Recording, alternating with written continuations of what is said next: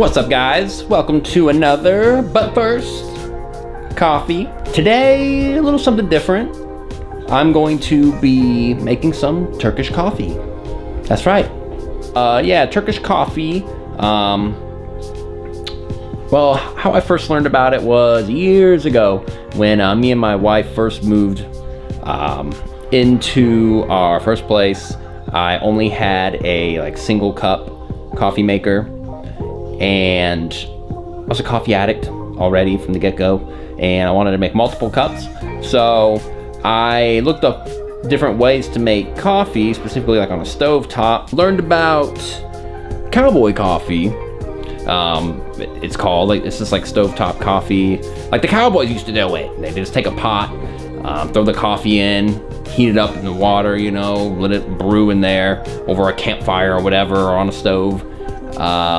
And so I started making coffee that way, but also during my research, I found out about Turkish coffee, which is very similar, just different utensils in a way. But got very interested in that. So for about a year, I made coffee this way before my wife finally just bought me a 5-cup, coffee maker with a pot. But it always interested me, and that was almost 10 years ago. And the coffee, or the history of Turkish coffee is a very rich one. Turkey is very important to the spread of coffee. In fact, it has some of the very first coffee houses pop up. I already did a podcast on this, whatever. Go check that out if you want to be bored, or just look up a better video about coffee. You'll learn about that. Yeah, and so I just kind of started thinking about it again, and looking up videos about making Turkish coffee, and so my wife, who's amazing, bought me my own Turkish coffee set for Valentine's Day, so I can make Turkish coffee anytime I want. That's right. And so that's what I'm gonna go ahead and do with this video. So let's get started. I'm not using the tripod today, so that's why this video is gonna suck, because I'm holding it myself. Okay, let's get started. Okay, so here's my Turkish coffee set. Thanks to turkishcoffee.com. That's where my wife got this stuff from. It came with this awesome, beautiful cup and little plate, because Turkish coffee, they use little cups. They drink little cups of coffee. And I got the smallest Chavez, I think this is what this is called. It's copper with tin lining, and the Turkish coffee world sent me information about why the copper and the tin lining is so important. Again, I won't bore you with that. And it came with this popular Turkish coffee, Mehmet Efendi. Hopefully I'm saying things right. I'm so uncultured. But here I am, culturally appropriating the Turkish. But I appreciate it, I really do. I mean, I love coffee, I love the history of coffee, and like I said, Turkish coffee has so much to do with the history of coffee. So, yeah, this is meant for 2 cups, just 2 little cups. And go ahead and get started.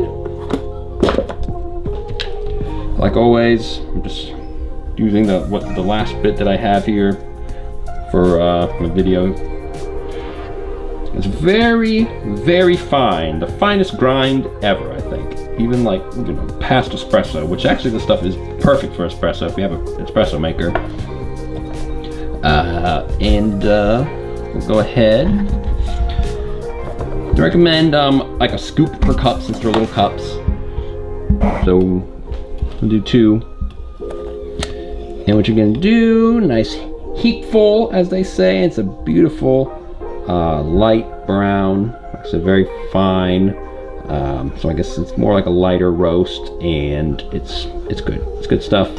I have put it through the drip coffee maker as well, and it was good. But even I dare not do pour over of this, because it is so fine.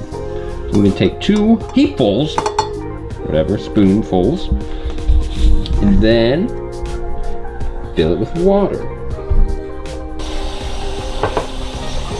Okay, I've watched several videos of this, and some people do it a little bit differently each time, but it's mostly the same thing. Now we got it filled up with the coffee. It looks all delicious and bubbly. I go ahead and mix it now.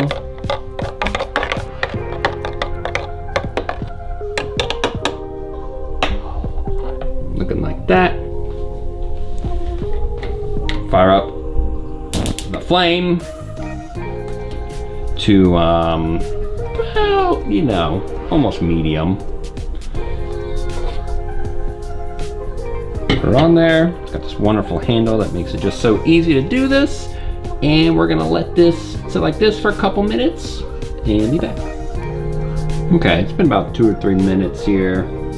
See some bubbles forming on the sides, and I didn't realize there was some leftover marshmallow on my oven that was burning from when my daughter wanted some toasted marshmallows. And so it's smelling like s'mores in here. But what I'm gonna go ahead and do is give it a stir now. I know this lighting is terrible in here. Hopefully it's all right.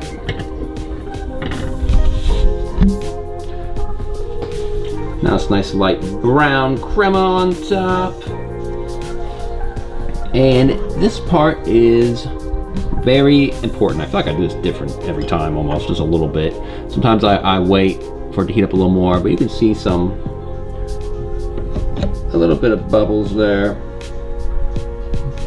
Building up on the side. Some more. Get in there. But this part is very, very important. Very important. And traditional, but mostly I think just traditional. We're gonna scoop up some of that crema off the top. Put it in the cup.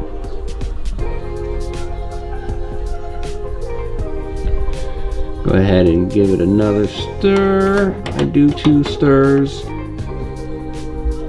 So that's my second one.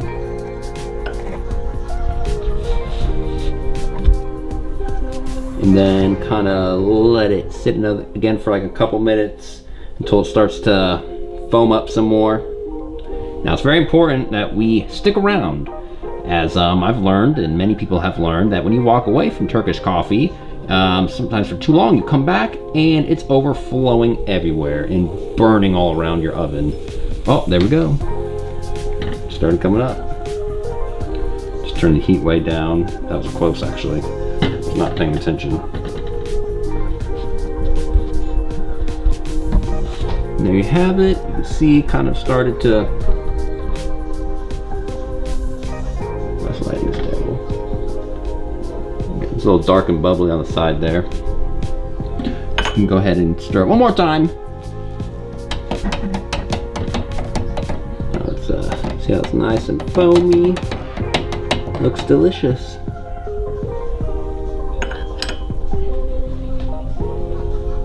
And there you have it. Now the best part, the pour.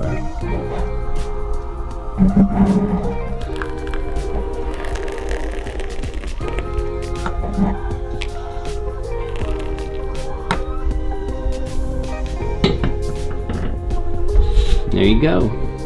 Nice delicious looking cup of foamy Turkish coffee. Smells delicious. Turkish coffee has a different smell, kind of a different taste.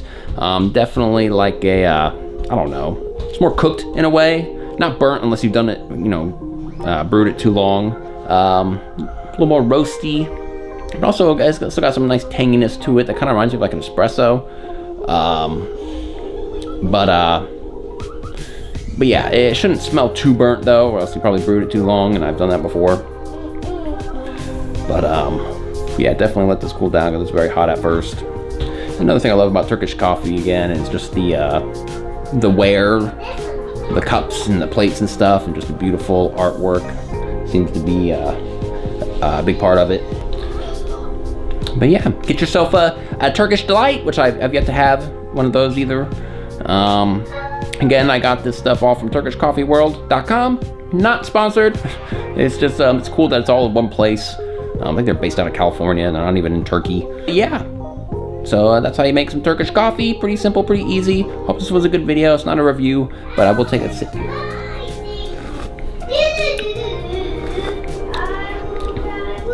It's good. It's good. Like I said, it's got a different kind of taste. It's got a boldness to it too. Like I said, it reminds me kind of like espresso. Espresso and drip kind of combined a little bit. Also very important to note that the grounds are of course in there. They're in the cup. So once you hit those grounds, it's always like, always catches you by surprise, like, you got like dirt in your mouth, like sand in your mouth. It's all part of the experience, boy. It's all part of the Turkish coffee experience, but just keep that in mind. And that's gonna do it for this episode of But First Coffee. Love you guys. Have a good day. Remember, crappy coffee is better than a no coffee. I think that's how it goes.